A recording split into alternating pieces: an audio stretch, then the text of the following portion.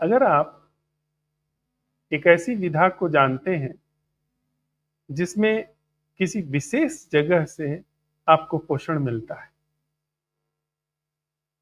तो इसका मतलब है जो आपकी खिलावट होगी वो उस जगह की क्षमता के अनुरूप होगी। जैसे तमिलनाडु में कुछ ऐसे फल होते हैं, कुछ ऐसी वनस्पतियां होती हैं जो दूसरे क्षेत्रों में नहीं होती। जिस तरह से हमारा माइंड कल्चर्ड है, कस्टमाइज्ड है, उसी तरीके से वो समझता है, क्योंकि सब ये इंटरकनेक्टेड है। नेचर का मामला, प्रकृति का ढंग। तो आप जब एक विशेष जगह से पोषण लेने की कोशिश करते हैं तो जो कस्टमाइज, कुछ है नेचर द्वारा कस्टमाइज, कुछ है साइकोलॉजिकली कस्टमाइज। तो जो कस्टमाइज ढंग है उसमें जितनी भी क्षमता है उतनी क्षमता की ही खिलावट की आप और आगे बढ़ेंगे।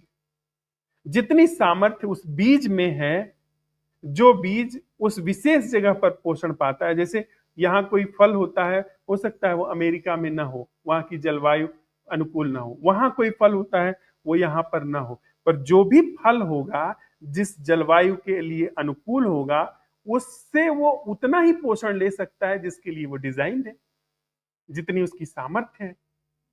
कोई फूल यहाँ जितना यहाँ के लिए, जलवायु के लिए डिजाइन है, तो वो उतना ही खिल सकता है, उसका उतना ही सौंदर्य प्रकट हो सकता है जितना उसके उसकी पोटेंशियलिटी में है, जितना उसका उसकी बनावट में है, ब्लूप्रिंट में है उसके। जब आप इस बात की सीमा को देखते हैं तो आपके बात पास क्या यह सवाल नहीं उठता है कि वो खिलावट क्या है जो असीम है? एक खिलावट है जो ससीम है। एक खिलावट क्या ऐसी नहीं हो सकती जिसकी कोई सीमा नहीं? यह आकाश किस पुष्प की खिलावट है? यह आकाश किस स्रोत से पोषण लेकर के खिला हुआ है? यह पूरा अस्तित्व किस स्रोत से पोषण लेकर के खिला हुआ है? अगर आप अनंत के यात्री हैं, जो कि होना चाहिए, अगर आप अमृत की आकांक्षा करते हैं, उस फूल की आकांक्षा नहीं करते हैं जो कि अभी सुबह खुलता है, शाम को मुरझा करके गिर जाता है, जब आप ऐसी खिलावट की ओर बढ़ रहे हैं जो कि कभी भी फिर मुरझाती नहीं, जो खिलती ही चली जाती है ब्रह्म सदृश, तो फिर आपका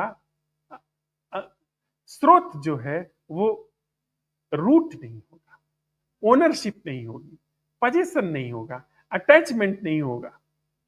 क्योंकि ये सारे अटैचमेंट से एक पोषण आता है। आप किसी से अटैच हो तो वो जितना आप अटैच हो उतना आपको सहारा देगा, पोषण देगा। उससे जितना खिल सकते हो उस अटैचमेंट से खिलोगे। किसी पजेसिवनेस से, पजेशन से, बीइंग पजेस्ड और गेट और पजेस, इन दोनों से जो पोषण आ सकता है उतना मिलेगा, उसकी सीमा है, वो उतना लल्लो चप्पू कर पाएगा। लेकिन क्या वही जीवन है? क्या उतना ही रहना है? क्या वही सामर्थ्य है? क्या अपनी संभावनाओं को चुनौती नहीं देनी है? ऐसा फूल होना जो कि खिलता ही चला जाए, ऐसी व्यापकता जो कभी समाप्त ना हो, तो उसके लिए फिर आपको रूट्स तोड़ने पड़ेंगे।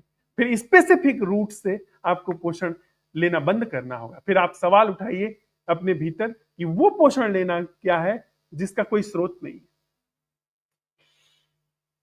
जो आप स्रोत अपने में है, जो कहीं से आता नहीं है,